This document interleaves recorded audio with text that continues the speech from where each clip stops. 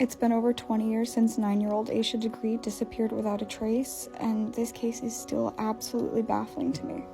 Aisha was born in 1990 and lived in Shelby, North Carolina.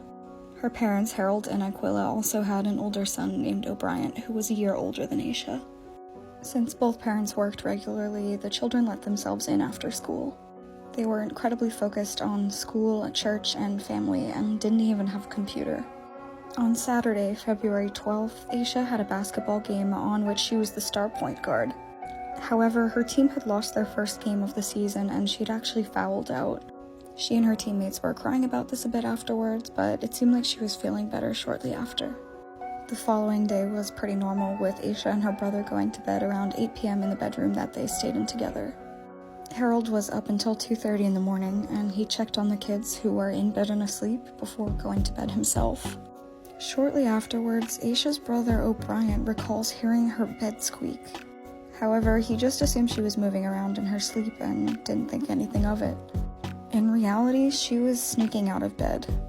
She had already packed a bag with several sets of clothes and personal items, which she grabbed and escaped the house. She locked the doors behind her, but didn't grab a jacket, even though it was February and pretty cold. It was also a rainy and stormy night. Between 3:45 and 4:15 a.m., a truck driver and a motorist spotted Aisha walking south along Highway 18. She was in a long-sleeve shirt and white pants. The motorist said that he turned his car around because he thought it was strange that a small child was out by herself at that time of night.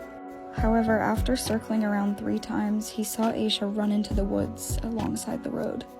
The next morning, when Aisha's parents woke up and she wasn't in her room, they panicked. The following day, on February 15th, some of Aisha's items were found in a shed that belonged to a nearby business along the highway that she was seen walking along. Some of these items included pencils, markers, and a Mickey Mouse-shaped hairbow that were definitely hers. They also found this image of a girl who has yet to be identified.